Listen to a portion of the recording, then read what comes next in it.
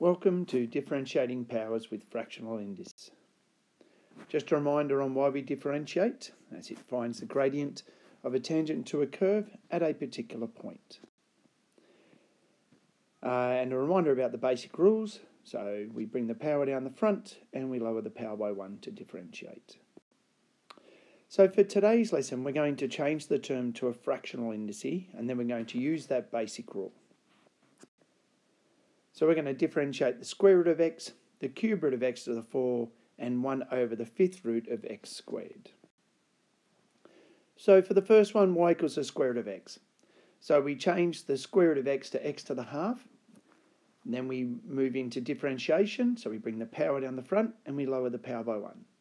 So the half, when we minus 1 from it, becomes minus a half. Reminder that a negative indice goes on the denominator. So we end up with 1 over 2x to the half, which is 1 over 2 lots of the square root of x. Cube root of x to the 4 becomes x to the 4 on 3. Power down the front, lower your power by 1. So 4 on 3 minus 1 is a third, which gets us 4, the cube root of x all over 3.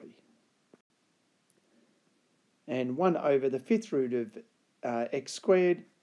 So because the x value is on the denominator, that becomes a negative indice. So it becomes x to the negative 2/5.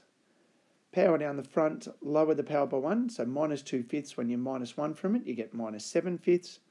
That's minus 2 over 5x to the 7/5, which becomes minus 2 over 5 lots of the 5th root of x to the 7.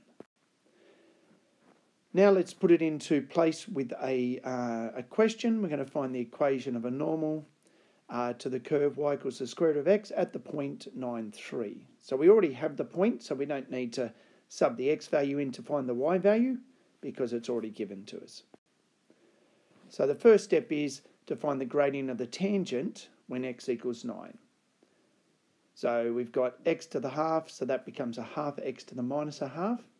When you differentiate, put the 9 in and you get 1/6. So then to find the normal from that, that's a negative reciprocal, and you get minus 6.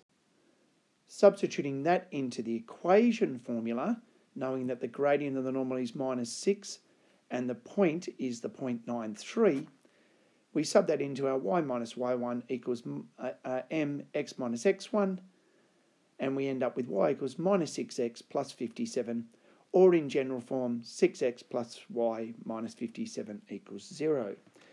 A shout out to those students who regularly attend the Maths Help, to Ryan, Grace, Amelia, Bella, Ruby, Austin, Zenny, Sky and Zoe. Thank you.